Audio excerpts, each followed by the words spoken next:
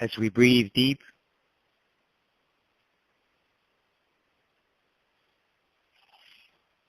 Harveyama kutura kaulium esvigation, tutorium and the Rahaman tatwasi basvi and the coro, to lebre hamna alur kevras specifically and the Heren, Yeshua o Ramos Sibiri and the Comum, Abun solelim colia betiribiges maya supriatromo. With each exhale, we release all attachments we have formed and breathe in the life-giving breath that is Yahweh's presence within us.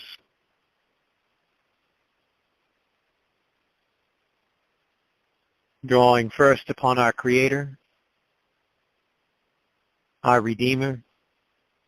Yahweh Elohim Adonai Makaravon Sutulia Veshnum Yahalal Al-Naya Suyo Tuyo Yah Shua Lienirikalo Motoraku Yesu.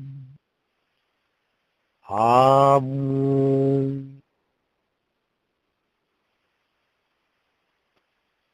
With each exhale, we relinquish and release all thoughts we have formed within our minds as human and open to the fullness of God's Spirit,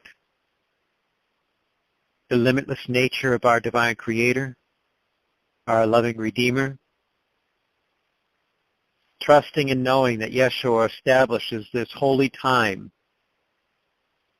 this time of protection, sanctuary, opportunity to share and discover the deeper truths that deepen us within the love of God's presence.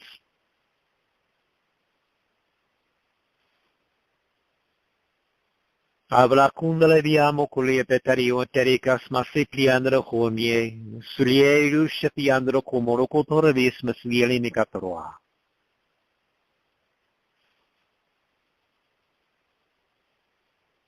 Avla nakniao sumye, olia monrokoro soyeturavo. Remembering that the breath that you breathe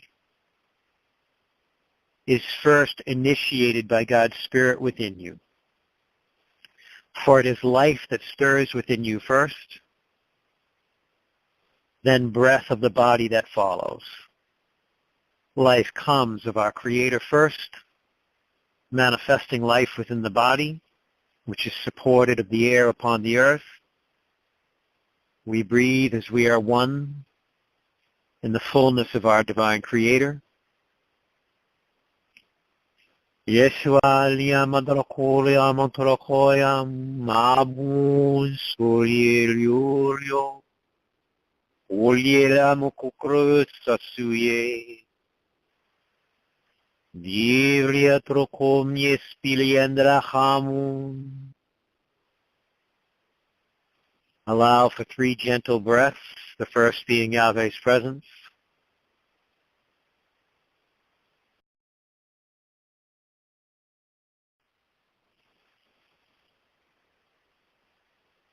Exhaling, trusting and knowing the Creator lays hold within you.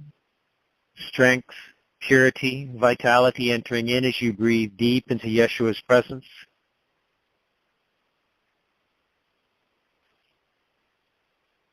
Allowing for Yeshua to reveal any thoughts of the mind that might need to be released or anything of a spiritual nature you may have witnessed throughout the day. Releasing, exhaling, surrendering. Breathing in once again the Abun, the breath of God's Spirit. O breathing life, ulela matete kamru kutororo hosliara, halia merikutara vasma sipian raham.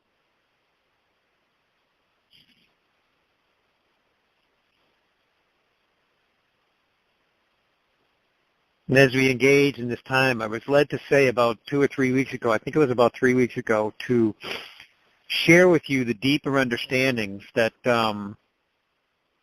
as I mentioned, the times where I was taken into a number of visions and a number of understandings that Yeshua was revealing and returning in memory of certain things that were awakened in me. And it was before the time when the covenant of love came through. As many of you do know, the book, The Covenant in Love, came through over a 7-day period.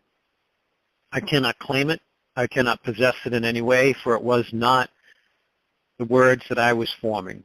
217 some odd pages came out within that 7-day period, just flowed out, typing day after day, and it just poured forth. It wasn't something I constructed. And what it did was it also brought me to the remembrance of many things that I had witnessed and seen. And I shared with you about 3 weeks ago that we would be getting into deeper understandings, and I keep having this awareness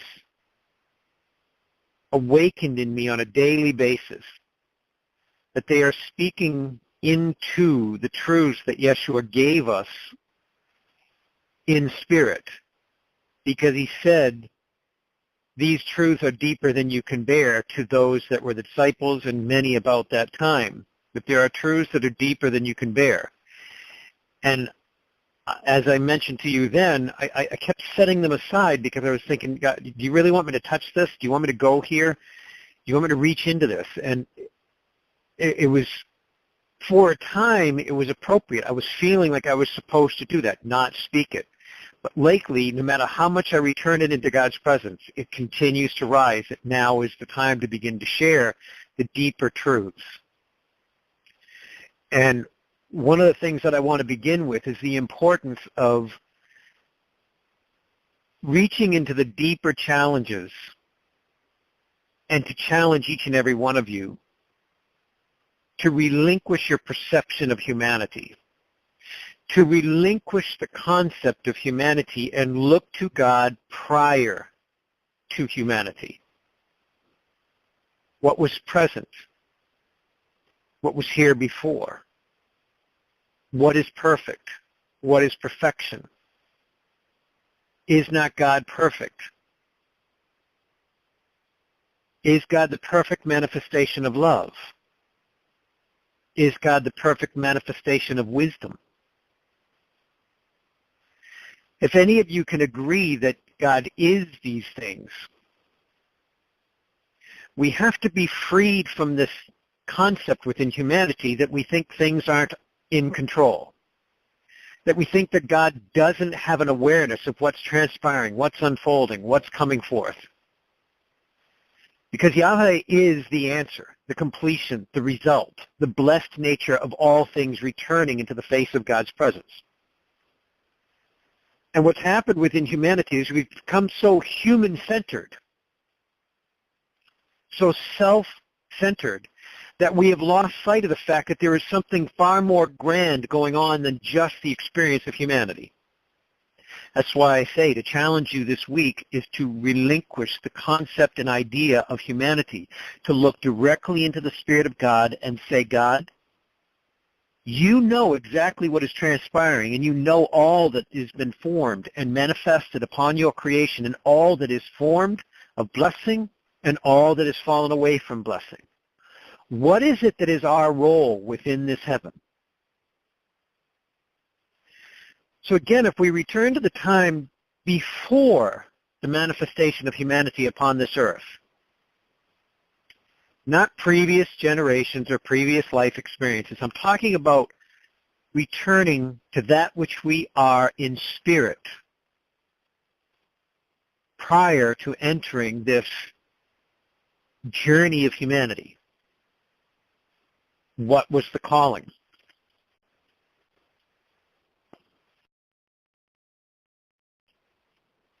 What were we aware of? If God is perfect wisdom,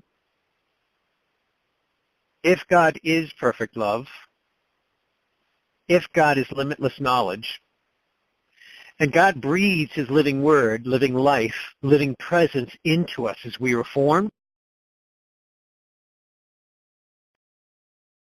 we were at one time known to be perfect before God. We knew God perfect without veil. There was no limit between the reckoning of ourselves as one with God's presence, fully present within the knowing of God, not separated by any veil or limitation. There was nothing that separated us from the fullness of understanding. We are perfect in the sight of God's presence, manifested in His grace, created by His design, as He said throughout all creation, that we will form a new race in our own image.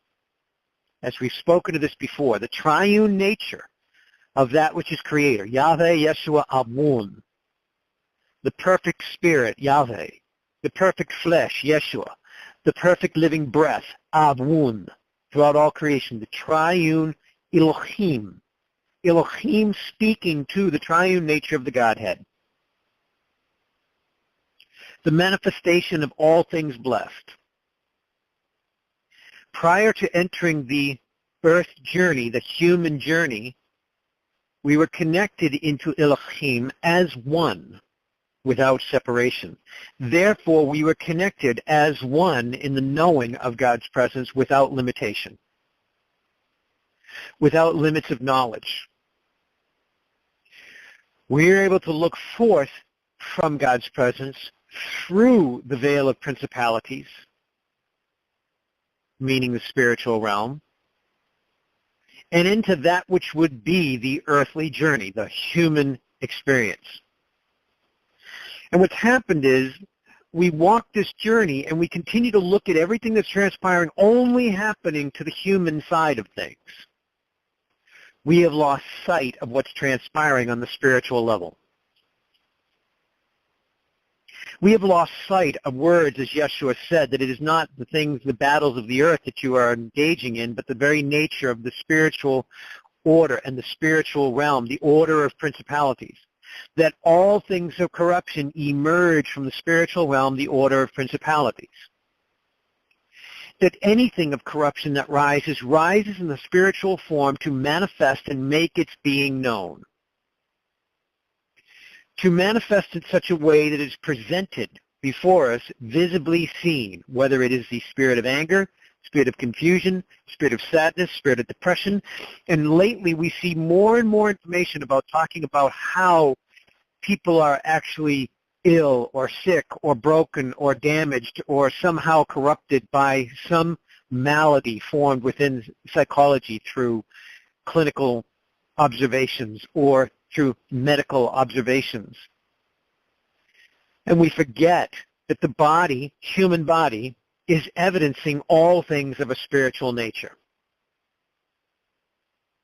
Small touch upon this subject is the idea of macular degeneration, sight failure within aged individuals as their eyes show all kinds of sight problems.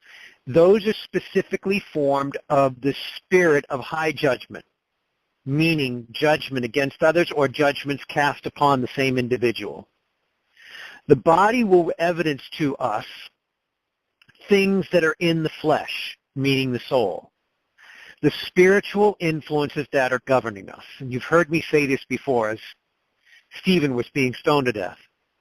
As his body was surrendering life, giving up life, they hear his voice cry out from the heavens, Yahweh, forgive them, for they know not what they do, for it is the spirits within them that govern that which they do. Because Stephen at that moment could see the spirits within governing the nature of their actions as they were casting murder upon him, casting hatred, casting judgment, casting fears, all these things as they were throwing the stones.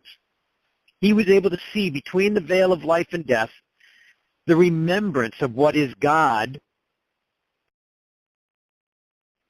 not governed by the human limitations that he knew as Stephen, the disciple, but between that veil of life as human and returning through birth into new life into God's presence, he was able to look back upon the crowd and see that they were governed spiritually. So again, if we relinquish this human centeredness and allow ourselves to hear Yeshua's words when he said and came back into our midst that you will do greater things than I, and to set the captives free. What are we holding captive? Do we find in management settings that we can use anger to motivate people? Are we holding the spirit of anger captive within ourselves to utilize it and wield it as a tool? when we as humans are exacting these spiritual things upon others to gain results. These are the deeper understandings when we come to the reckoning and realization that we, humans, we, created in the image of God, created as one with God's Spirit, and even David says it within Scripture, Yahweh, you knew me perfect before you formed me and established my flesh within the womb of my mother and knit my bones from the dust of the earth. You knew me perfect. And again, if we return to that time, we must remember that in that perfect knowledge, in that perfect clarity, in that perfect awareness of God's presence without limitation, absolute knowledge, absolute understanding, we had perfect clarity to know that we were formed of God, designed in such a way that we would be utilized by God's presence as we entered into the human journey to evidence and reveal things of a spiritual nature, that all captives would rise within us, whether it's spirit of confusion, spirit of anger, spirit of hostility, spirit of hatred, spirit of rape, spirit of sadness, spirit of depression, whatever it happens to be. We have been given the power of authority through love to submit and surrender all things we encounter into the presence of God. If we submit ourselves to that awareness, that is God within us, nothing of a spiritual nature, being spirit or demonic, can come against us because we become the nature of God's presence. Therefore, once again, nothing can come against us. Nothing can undermine the nature of God's presence within us as long as we surrender to that which is God, because nothing within creation is more powerful than God. So if we remember what Yah Shua said, as Ina and I were in prayer for someone earlier today, it wasn't just the importance of releasing the spiritual things that we encounter. There was a great importance to welcome God's presence into the place once known by the spiritual grounds known within that place. So, Yah Shua said, you need to hear how it was stated as well, that if you release anything of a spirit nature or of a demonic nature, you must welcome the presence of God within this place, or many of like kind will return. What did he mean by that? If we have encountered a time where we are coming upon the spirit of sadness, we've had a propensity to our lives that we have drawn to sadness from many situations. Or when we see somebody going through somebody, we say, oh my God, that's so sad. We have an immediate response level that's so sad, instead of, okay, God, govern me in the words that I speak. We return to this potential of embracing or embodying the spirit of sadness. So, we come to this moment that we recognize, wait a minute, sadness is not of God. Sadness is something that resides in the ethereal plane, functioning within the spirit realm, the order of principalities. Spirit realm manifests spirits within individuals. Order of principalities is the demonic, the realm of spiritual governance over bodies of people, groups of people. So if we return to that which is God prior to all this experience, we remember and know that God had absolute clarity of all things that would unfold in order to restore the spiritual realm and all things of a demonic nature. And we chose to enter through that veil, to enter upon the human walk, so that all things of a spiritual nature would rise within us to be returned into God's holy presence. We forgot this. We became so human-centered that we forgot that we are on a specific calling before the grace of God, a specific mission here to see the spirits or demonic surrendered and released as we embrace God within this ground. this holy and blessed space that we have now formed by releasing the captives within. Because Yah Shua said that if we do not welcome the presence of God within, many of like kind will return to this place. So if we have had this propensity, this familiar nature to embrace sadness within a setting or a situation, if we are not vigilant in the love of God's presence, if we are not vigilant to remember that this is all on a spiritual level that is transpiring, we will have this return to sadness at a deeper, more oppressive level if we are not vigilant to recognize that, wait, this is the spirit of sadness and it does not own me. For the one thing that owns me through creation is Yahweh's presence.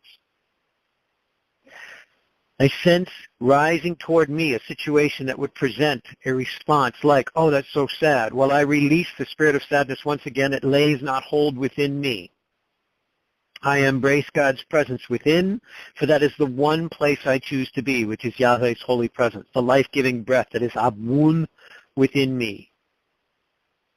That God's holy presence would manifest within this temple form, this body that is known as Larry, or this body that is known as Ina, or David, or Richard, or Chris, or Pam, Pamela, Susan, Deborah.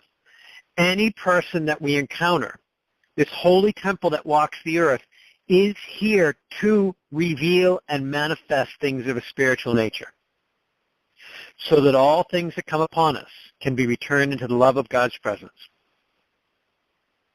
Not as we look upon others in judgment, but we look upon what's rising within them to release the spiritual ground that they evidence into the fullness of God's love, because we choose not to form ties or tendrils to hold it bound here. This is one of the deepest truths that I believe that humanity has completely forgotten and overlooked. It isn't about us. It's about the order of principalities and spiritual realm. And as Yah Shua said, Yahweh, free them from the familiar spirit that they would find you first in all things. What did he mean by that? Exactly what I'm talking about. If you had a propensity to respond in a certain spiritual way to a situation, if you have a propensity to respond to a situation in anger, you release the spirit of anger, be vigilant, and resting upon God's presence to breathe deep first in your reactions so that you might not embody more spirits of anger, but you would embody God's presence through temperance, patience, forbearance, clarity, and wisdom. That God's Spirit would manifest within you in such a way that God's design, God's holy recognition would begin to rise. And in that, there was a question asked this week. Does God hear our prayers? And I sat in prayer and I wasn't led to answer the question directly. I was led to say God is our prayer. The problem we face is that we are so busy trying to form our own prayers that we do not allow for the time to sit and know the living prayer of the moment as God knows it to be. God knows the answer. God already sees the blessed result. And if we do sit with this, we will recognize God's holy and life-giving prayer for the moment. And that life-giving prayer for the moment is the progressive realization of God's design restored into unity, clarity, blessed holy realization, and the perfection which that is God. However, since we're not allowing ourselves that time to sit and know the living prayer, we're allowing the experiences that we're traversing in our earthly form to alter the blessed result within us. And we are holding ourselves bound for a longer period than necessary in the spiritual experience. So again, one of the easiest ones to use to describe this is that spirit of grief. Yes, we will encounter situations that will naturally produce a response that will come of the spirit of grief. But we do not have to walk it in the spirit of grief. We can release the spirit of grief and embrace God's presence as we walk through the experience. We can shed tears, cry, reach deep into God's presence, freed from the spirit of grief, and move to a point of clarity, move to a deeper understanding of what's really transpiring on the spiritual level, not what we might see unfolding upon the earth that brought about the spirit of grief. And we would remember that we are on this earthly journey for merely a breath of divinity. Such a minuscule period of time in the scope of limitless realization of God. So we were formed of God, formed in God's image, manifested upon this earth, being born into new life, returning unto God's presence. We are here in this interim time for the sake of restoration to the order of principalities and the spiritual realm. And it is far more than what we humans are encountering upon this earth. It is truly God within that brings all things into blessed order. And I pray that we can be freed from our human limitations to become that which is God through surrender, not by possession, holding claim to God within us, but surrendering and submitting that God within us can complete the living prayer of this moment. And I know, you go right ahead. Just feel free to share whatever's on your heart. Yes. Well, first, I totally in agreement and what you were sharing. And I think in the beginning stages of when I started coming on to prayer calls is sharing about in the corporate body that I was in charge of at the golf course, because I was a general manager and head pro, and that's where I began to really move in what Larry is sharing about. But first I do want to say that regardless of everything that's being said, the one thing that I knew that I had to always have is that intimate relationship with God and seeking Him first and moving from there. And with the hand and the mentoring with Larry really helped me tremendously move in this corporate body where there were a lot of demonic spirits and spiritual influences in that ground for what I was given the authority. And it took a little time to understand, and not coming into me. I had a lot of spiritual influences. A lot of the good old boys playing golf didn't want a female there.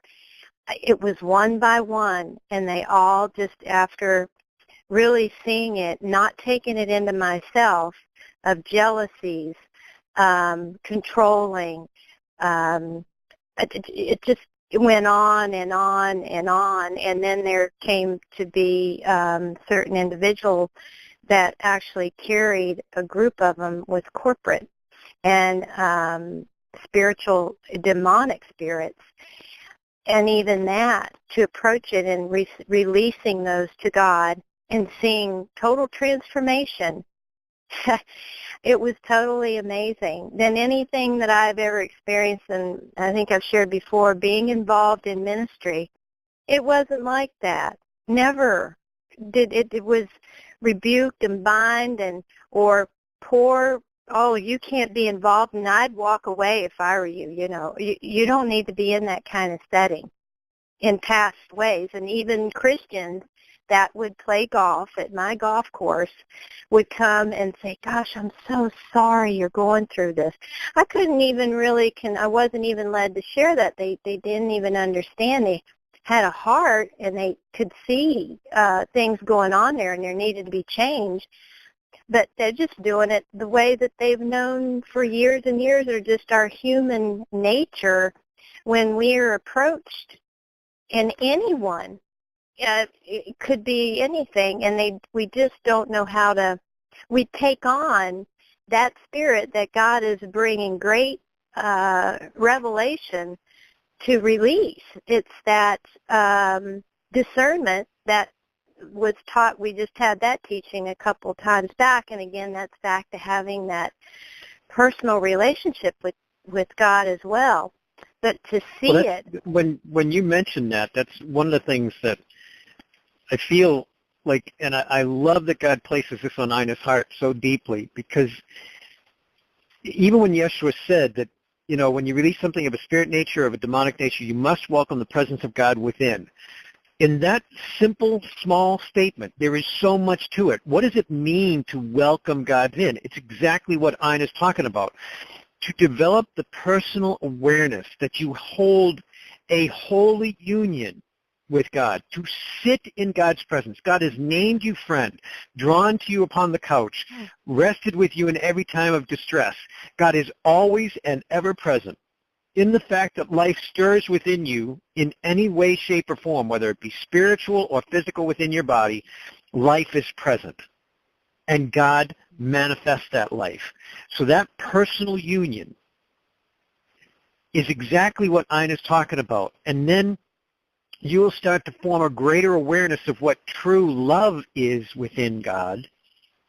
Not just this human view of love by attachment, but this wholeness of love to know yourself complete in every aspect of your being.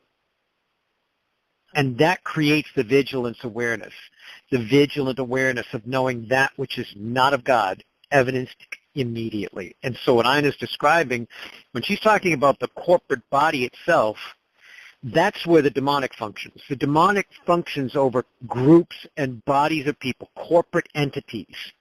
The spirit level is what functions within individuals, like the spirit of confusion, or now the high spirit of discord would be disunity, and those that would function on the demonic level. So what she's talking about is she prayed God's presence and would sit with her assistant in the office, pray God's love for these people that were trying to come against her. Yeah.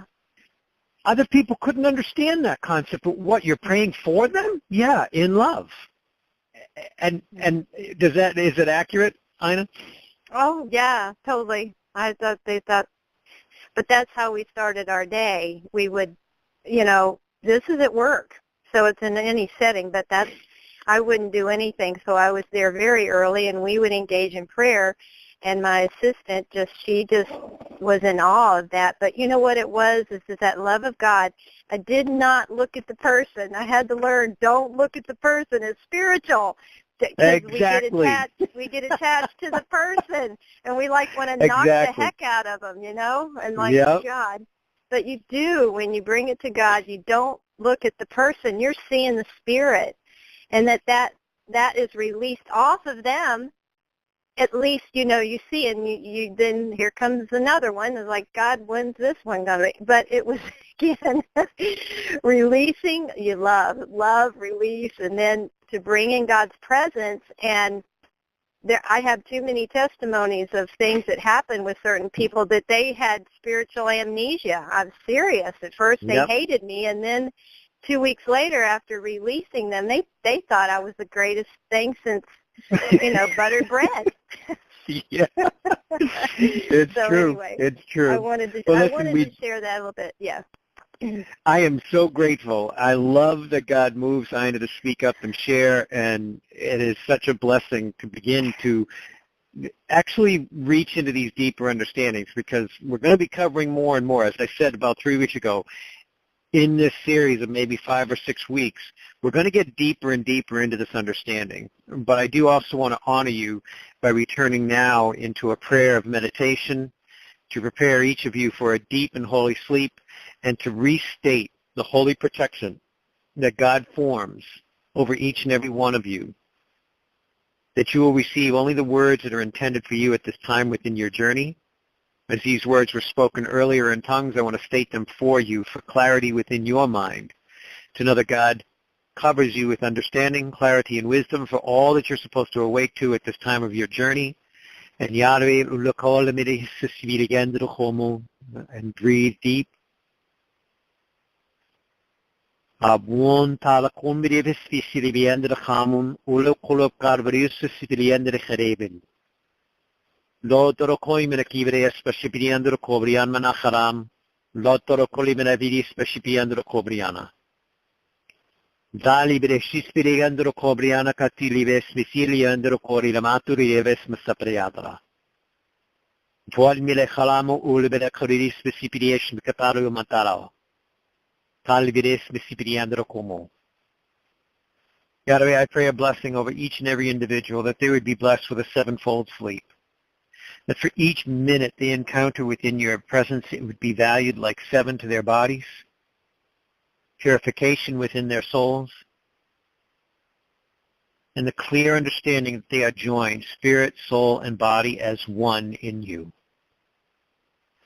Yahweh lo contore menedigesma, Yeshua li kalmelachavra yosvasipliendre, abun sol kotoro koye meneveras masabara.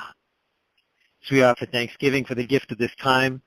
So we praise you in your most blessed and holy name. Yahweh, Yeshua, Habun. Amen. Amen. I pray that you all find a deep and holy sleep, and I trust that God's Spirit will greet you in that time if you seek the holy and blessed union that you have been given by grace. It's not something you must earn.